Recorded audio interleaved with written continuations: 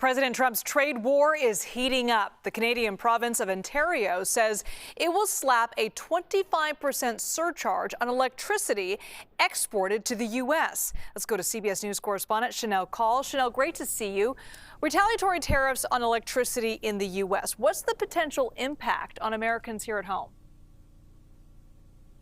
So it's good to see you, too. This 25% surcharge will essentially apply to all electricity imports from Canada starting today.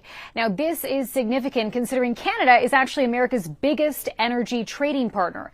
The Ontario government said today this surcharge will impact 1.5 million homes and businesses in 3 U.S. states that border Ontario. So that's Michigan, Minnesota, and New York. They say it will cost the U.S. up to $400,000 every day. I spoke to Ontario's Energy Minister Stephen Lecce earlier today. He called this a kitchen table issue, says that it will hit everyday Americans hard, but he says he hopes it's President Trump who receives the message. Listen.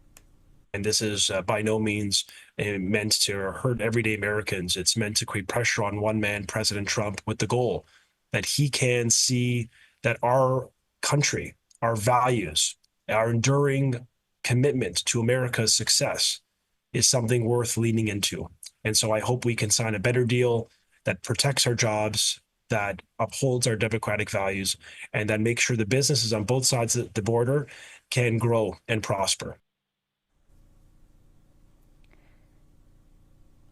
So, Liz, essentially he's saying the aim of this surcharge is for everyday Americans and state lawmakers, especially in those 3 bordering states, to put pressure on the president to renegotiate the USMCA deal, a deal you might remember last signed by President Trump himself. So, Shanelle, if the trade war continues to escalate, what happens next? Could we see a complete cutoff of energy from Canada?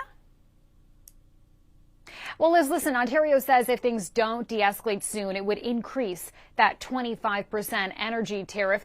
Canadian officials also say they are open to fully cutting off energy to those 3 bordering states.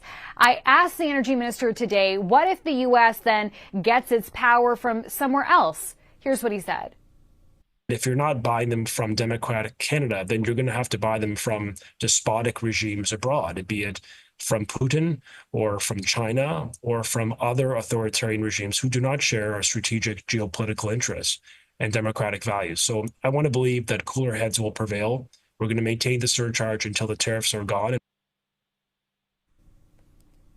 And Ontario officials also warn, Liz, that the impact of this retaliatory tariff could be felt beyond those 3 bordering states. That's because those states will often resell and upsell that Canadian power to other states across the country.